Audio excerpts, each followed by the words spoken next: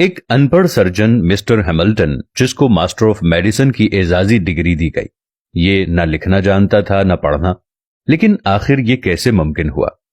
Cape Town की medical university को तिब्बी दुनिया में मुमताज हैसियत हासिल है। दुनिया का पहला बाईपास ऑपरेशन इसी यूनिवर्सिटी में हुआ था।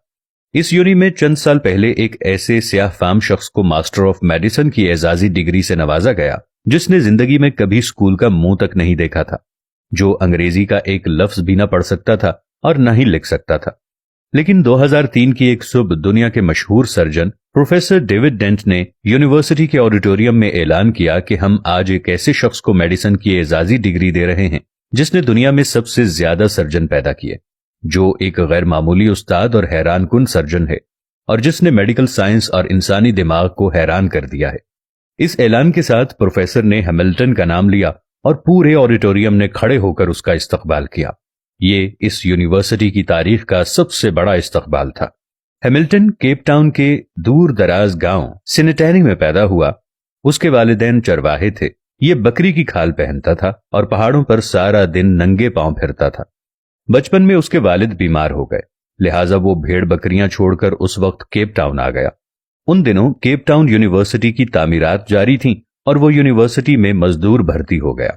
उसे दिन भर की मेहनत और मुशक्कत के बाद जितने पैसे मिलते थे वो ये पैसे घर भिजवा देता था और खुद चने चबाकर खुले आसमान तले ग्राउंड में सो जाता था।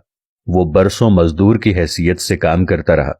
तामीरात का सिलसिला खत्म हुआ तो वो यूनिवर्सिटी में माली भर्ती हो गया। उसे टेनिस कोर्ट की घास काटने का काम मिला। वो रोज टेनिस कोर्ट पहुंचता और घास काटना शुरू कर देता।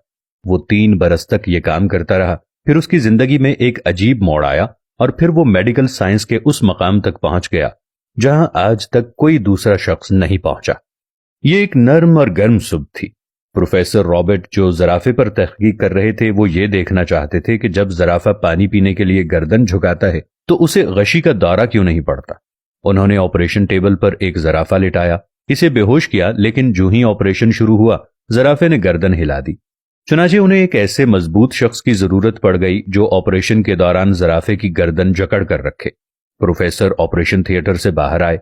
सामने हैमिल्टन घास काट रहा था। प्रोफेसर ने देखा कि वो एक मजबूत कद-काठ का सेहतमंद जवान है। उन्होंने उसे इशारे से बुलाया और उसे जराफे की गर्दन पकड़ने का हुक्म दिया।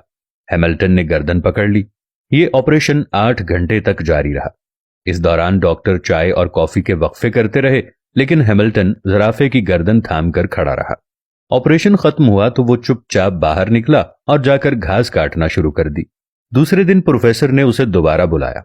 वो आया और जराफे की गर्दन पकड़कर खड़ा हो गया।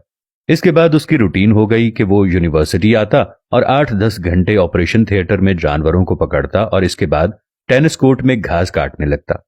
वो कई महीने तक दोहरा काम करता रहा और उसने इस ड्यूटी का इजाफी मुआवजा तलब तक न किया और ना ही कभी इस बारे में कोई शिकायत की।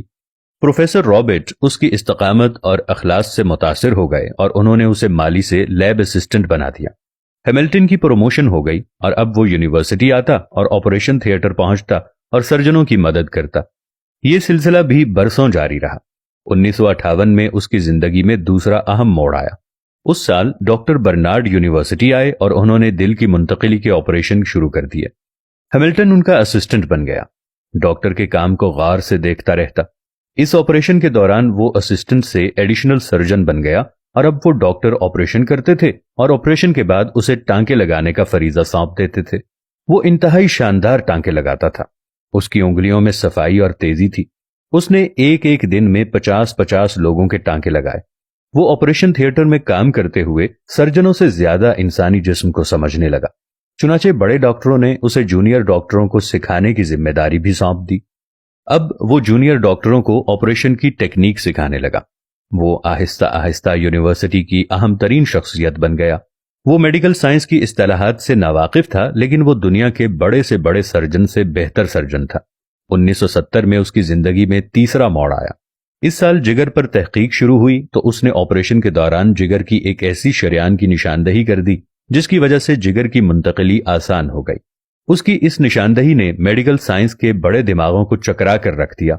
आज जब दुनिया के किसी कोने में किसी शख्स के जिगर का ऑपरेशन होता है और मरीज आंख खोलकर रोशनी को देखता है तो इस कामयाब ऑपरेशन का हिस्सा براہ راست ہیملٹن کو چلا جاتا ہے۔ اس کا محسن ہیملٹن ہوتا ہے۔ ہیملٹن نے یہ مقام اخلاق اور استقامت سے حاصل کیا۔ وہ 50 برس کیپ ٹاؤن یونیورسٹی سے وابستہ رہا۔ ان 50 برسوں میں اس نے کبھی چھٹی نہیں کی۔